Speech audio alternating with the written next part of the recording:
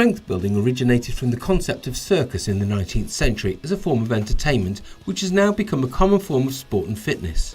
It reached a peak of popularity in 2010, when it progressed from bodybuilding to become the phenomenon that it is today. The difference between bodybuilding is the fact that bodybuilding is the concept of doing this to get a good look and a better physique, whereas strength building is all about the power and in some ways potentially a way to suppress their anger. This documentary aims to explore and answer the important question of whether people and professionals think strength building affects their body. This is Paul Hodgkinson. He started strength building when he was just 14.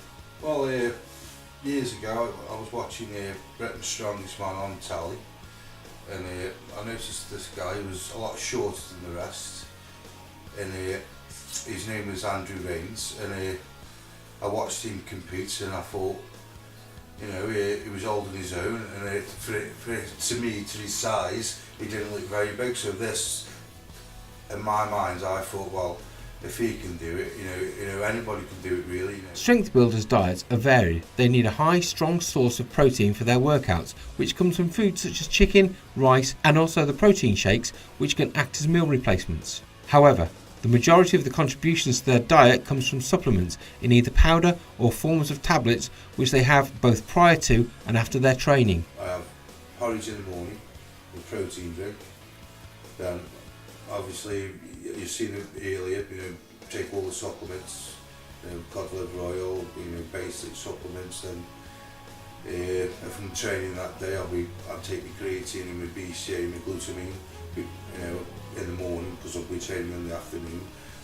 Then I'll probably take that, the BCA and protein, the glutamine after training. But in between that, I'd probably have a sandwich, you know, probably tuna on toast sandwich, just after, you know, an hour or two after me porridge and protein. Then for me dinner, I'd probably have brown rice, a bit of cabbage, broccoli, carrots, and I'll either have chicken, a bit of chicken with it, or a bit of steak, and that's mainly the sort of food I do eat. For strength builders, their workout regime is just as important to their lifestyle as their diet. It is the most intensive workouts to be able to maintain the amount of power they need. The best way to understand this was to hear it from someone who endures this on a daily basis.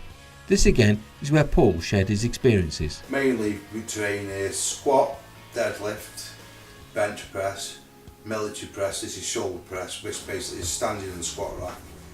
And you sort of free weights with an Olympic bar, and you're pushing, you know, pressing above your head. Yeah. It's all sort of core training, that sort of stuff. The biggest discovery throughout the making of this documentary is that the same strength building program is used for training in sports such as basketball. Our researchers spoke to an instructor for this topic, and he offered an insight into exactly how similar the addiction can be in both sports and their personal life. Yeah, I mean, like, it's a competition at the end of the day, so like, in our aspect of basketball, you just want to be better than your competitor all the time. So if you want to go in the gym and improve, you're trying to improve to be better than somebody. So there's always someone out there that's better than you. So you can see how it can get competitive for some people, and they can get addicted to being the best. I haven't actually personally experienced it, but you can get like people taking drugs and stuff to try and enhance their performance. You can get people getting addicted to it to the point where they injure themselves and they're not doing things correctly. So I guess those are all dangers.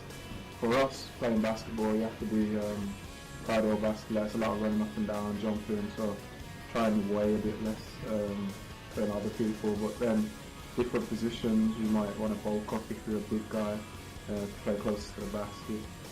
The main question this documentary was set out to answer was whether strength building was worth putting the body through, and, of course, like any extreme aspect of fitness, there will be dangers, and these need to be highlighted too. Paul shared his stories on injuries he sustained from doing strength building for as long as he has. The time frame for which is all happened is substantially scary. I snapped my patella tendon in 2013.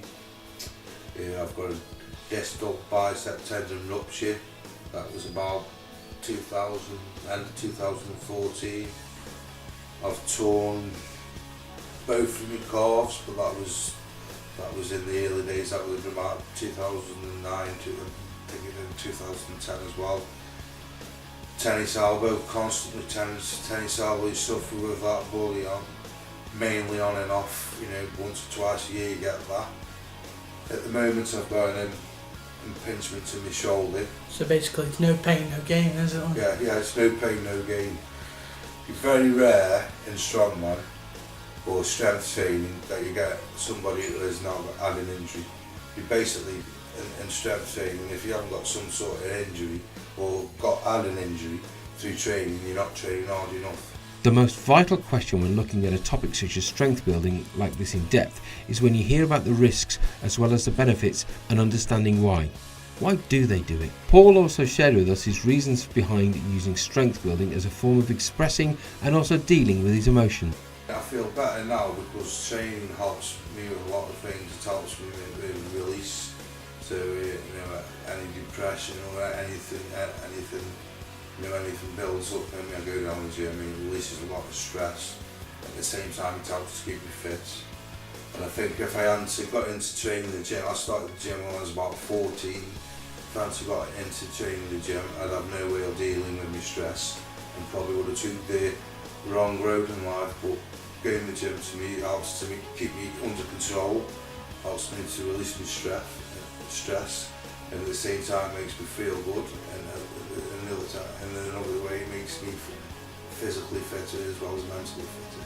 In conclusion, people's responses to this topic were both for and against strength building. There have been various topics discussed and many different opinions given, but as an audience, what are your views?